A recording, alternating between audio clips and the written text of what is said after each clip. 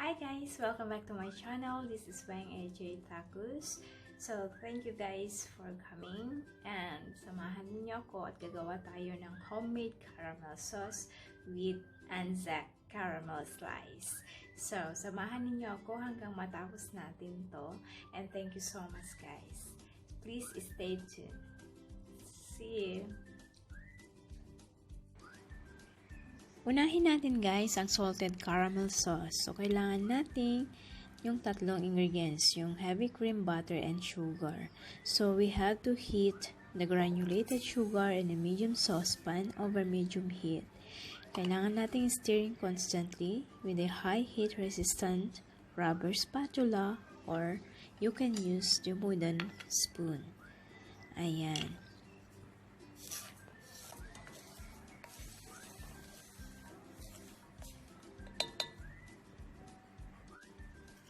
Sugar will form clumps and eventually melt into a brown amber colored liquid as you continue to stir.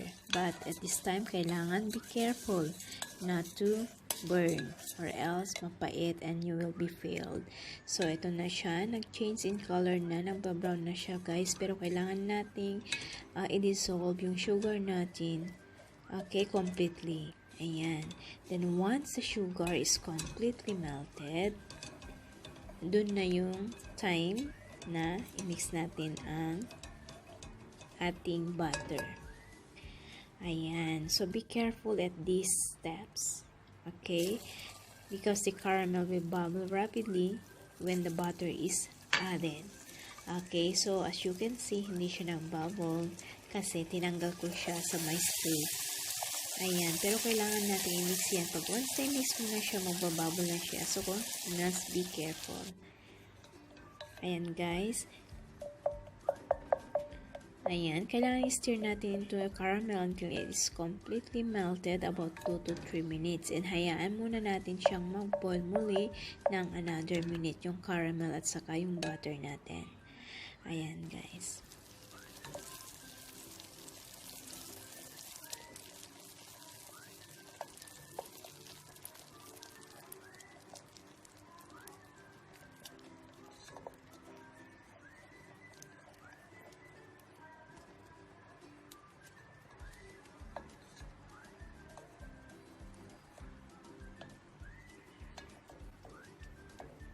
Ayan, so ready na rin. So, very slowly natin na i-drizzle yung half cup of heavy cream natin. Ayan. Since the heavy cream is colder than the caramel, okay, the mixture will rapidly bubble and splatter when added. So, must be careful. Ayan. Allow the mixture to boil for another minute. It will rise in the pan as it boils, as you can see. Ayan, guys. So, tapos na natin tayo sa caramel sauce. Ayan, tignan nyo yung consistency ng ating caramel. At nag-add pala ako guys ng salt. Nag-sprinkle lang kasi hindi naman salted caramel ang ginawa natin. So, nag-sprinkle lang ako ng salt. Nilagyan ko ng konting salt. Ayan. So, tingnan niyo yung consistency ng ating caramel, homemade caramel.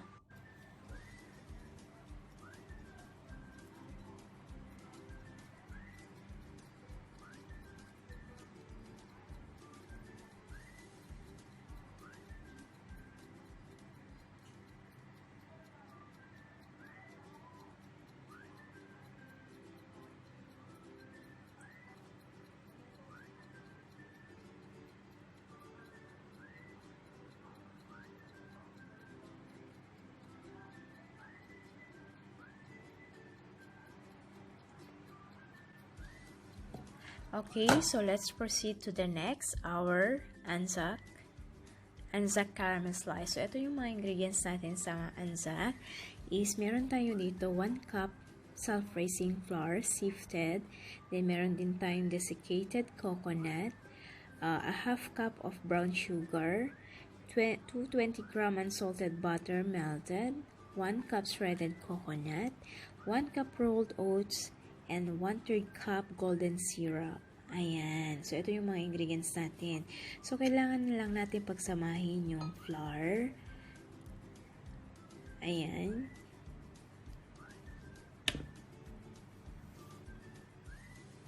And we mix also the desiccated coconut. Ayan. And our brown sugar. Ayan, guys. So, haluin lang natin, brown sugar, at saka haluin lang natin to. Yung dry ingredients muna is haluin muna, pagsamasamahin muna.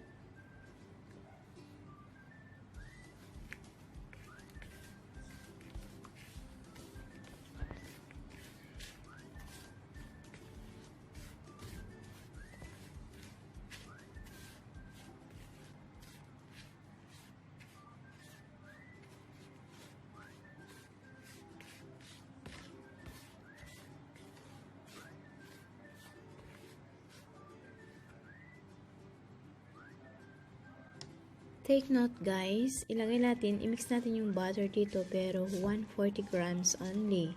Kasi kailangan natin yung the rest of the butter sa rolled oats natin for the toppings. So ayan guys, kailangan na natin i-mix ito at makikita naman natin ang mixture natin resembles coarse breadcrumbs. Okay? I give up with my spatula so I'm using my hands. Actually, I wash my hands. Ayan, so nagiging crumbs na siya. So, ang next naman na gawin natin is, ilagay na natin siya sa tin. Ang size ng tin natin, guys, is I'm using, what we call that now, 20 centimeter by 30 centimeter tin. Okay, and line with a non-stick baking paper.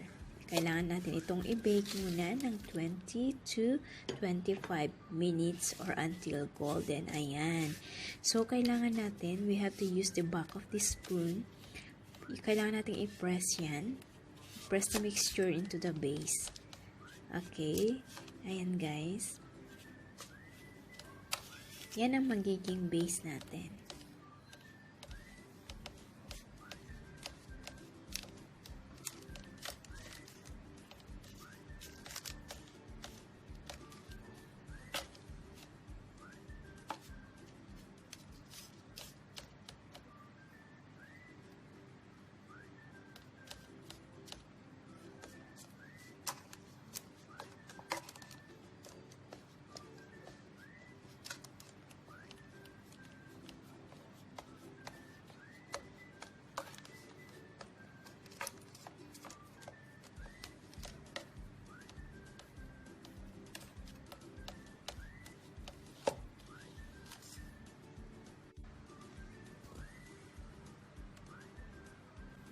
Okay, so it seems ready na. Kailangan natin ilagay sa oven and bake 20 to 25 minutes or until become golden brown.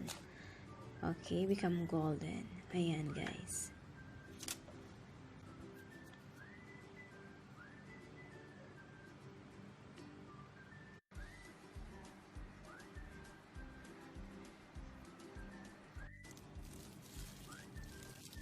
Okay, habang hinihintay natin na maluto ang base, so kailangan natin, we need to mix the coconut, oats, golden syrup, and remaining butter in a bowl and mix to combine. Ayan.